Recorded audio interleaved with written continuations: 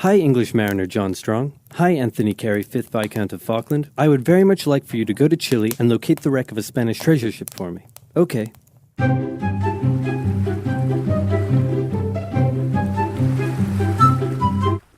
Hey, I found some islands. The English were probably not the first to discover the Falklands, but they were the first to write it down. They found it to be cold, wet, and miserable, just like home. So they established a colony in 1765, unaware that the French had also discovered the islands and done the same a year earlier. And for a while the two were unaware of each other's existence until presumably there was an awkward moment where they ran into each other.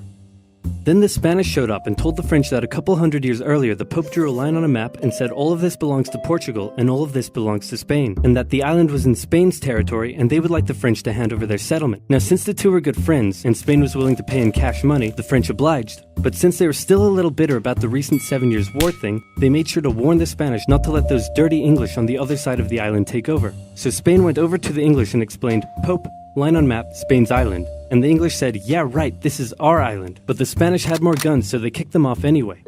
But then England threatened to go to war. So Spain went to their friends in France and said, "Hey, it looks like stuff is about to go down. You in on this?" And the French Minister of War said, "Yeah, and we'll launch a full-scale invasion of England and party like it's 1066. But then King Louis XV said, 1, you're insane, and 2, you're fired. Sorry, Spain, we're not ready for a war right now. So Spain had to give the English their settlement back, saying it's still our island, and the English said, no, it's our island. Then some colonists in North America got a bit rowdy, so the English had to leave their settlement to go focus on that, but they left behind a plaque that said this is totally still our island.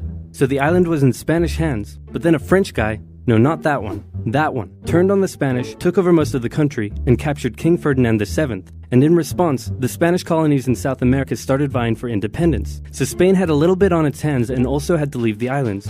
And for a couple decades, the islands were left uninhabited except for the penguins, some fishermen, and the gauchos, which are basically like cowboys but cooler and Spanisher. A merchant from Hamburg living in the now independent United Provinces of the Rio de la Plata heard about the feral cattle roaming the Falklands and thought it would be a good way to make some money. So he got permission from both Buenos Aires and the British government to set up trade there as a private venture. Some American ships came down and began hunting whales and seals around the islands, and Vernet wasn't too happy about it. So he asked Buenos Aires for some military assistance in defending the islands, but Buenos Aires said, meh, do it yourself, gave him some weapons, and appointed him governor of the islands. So he seized the US ships and arrested their crews. In response, two things happened. First, America came down and said, nice settlement you have there, would be a shame if someone destroyed it. And then they destroyed it. Second, Britain heard Vernet had been appointed governor, meaning the United Provinces, actually now the Argentine Confederation, were officially claiming the islands as theirs. So Britain showed up and said, hey, didn't you see our plaque? And since they had more guns, they kicked them off the island. And the Falklands remained firmly in British hands for the next century. They officially became a crown colony in 1840. Port Stanley became the island's capital in 1845. The cattle hides from the island weren't worth much, so they imported sheep from Britain in 1851. 2 world wars came and went, and all this time the Argentinians never rescinded their claim over the islands. Now it's 1976, and after a couple civil wars, a new brutal military dictatorship sponsored by the US fight against communism has taken control in Argentina. And by 1981, this guy was in power. The economy had been struggling for a long time, and Galtieri had been unable to improve the situation. Now if you ever find yourself the brutal military leader of a struggling South American country and you start getting into hot water, here's a bit of advice that has been tried and tested throughout the centuries. Start a war to distract everyone from their misery. Galtieri knew how popular he would be if he could finally take back Argentina's last Malvinas from the occupying British. There had been proposals to cut British military spending, and the ice patrol vessel, HMS Endurance, had been withdrawn from the area. So the Argentinians assumed the British may not even bother doing anything about the invasion. After easily capturing the largely uninhabited South Georgia island, 600 Argentine troops were sent to the Falklands. The small number of Royal Marines and other British forces stationed there put up a small amount of resistance, but in the end had to surrender to the larger Argentine force. Crowds in Argentina celebrated the news, but they were wrong to assume the British would do nothing, because the person in charge of the United Kingdom at the time was this lady. Thatcher was a somewhat controversial prime minister, but whether you loved her or hated her, there was no denying that she was tough. Like metal.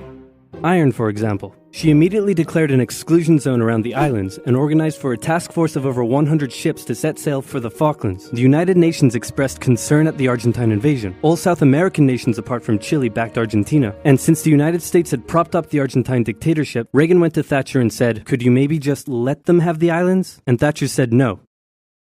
Okay, here, have some weapons. Fighting a war over 8,000 miles from home was a logistical challenge for the British. They requisitioned civilian cruise ships and containers, and they used British-owned Ascension Island as a forward base. By the time they arrived at the Falklands in May, the Argentine forces had had time to entrench themselves. The first task for the British was to gain control of the seas, which they did easily. On the 2nd of May, a British submarine sank an Argentine cruiser. The sinking was controversial, as it occurred outside the British exclusion zone. It was also the largest loss of life in a single incident during the war.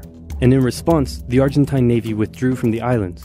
The next task for the British was to gain air superiority. While the Argentine Air Force controlled the skies, they were able to inflict considerable damage on the Royal Navy below. Days after the sinking of the General Belgrano, 2 Argentine super-étendards carried out a raid on the HMS Sheffield and sank it with an Exocet missile. For weeks, the Argentine Air Force would continue to carry out raids and inflict heavy casualties on the Royal Navy, with British Sea Harriers doing their best to take out as many of the Argentine aircraft as they could. While the battle in the skies raged on, San Carlos was chosen as the best landing site for the British ground forces. An SAS raid took out Argentine defenses on Pebble Island, and the HMS Alacrity sailed through Falklands Sound to flush out any Argentine supply ships. The landings began on May 21st, with Argentine aircraft carrying out full-scale raids on the task force ships taking part in the landing, damaging several and sinking a few. But anti-aircraft cannons and Sea Harriers shot down many of the aircraft in what became a major turning point for air superiority, and a beachhead was successfully formed. Then the ground troops began their movements out of San Carlos, across the north towards Stanley, and south toward the Argentine stronghold at Goose Green. In the following battles, a clear trend emerged. The Argentine conscripts put up a good fight, and with the rough, muddy terrain, the war was by no means easy for the British. But with highly skilled Royal Marine commanders and parachute regiment troops, the British would often find themselves taking on larger numbers of Argentinian soldiers, but would still come out victorious with minimal casualties. The 14-hour-long battle for Goose Green commenced on the night of May 28th. The battle ended in a decisive British victory, with over 900 Argentinians surrendering. Then, with 5,000 reinforcements arriving from the 5th Infantry Brigade, the British started preparing for their final assault on Stanley. In a series of hard-fought battles, they took control of the hills and mountains surrounding the town, as the Argentine forces withdrew, with British ships shelling their positions from offshore. Utterly surrounded, on the 14th of June, the Argentinians surrendered, and the war was over.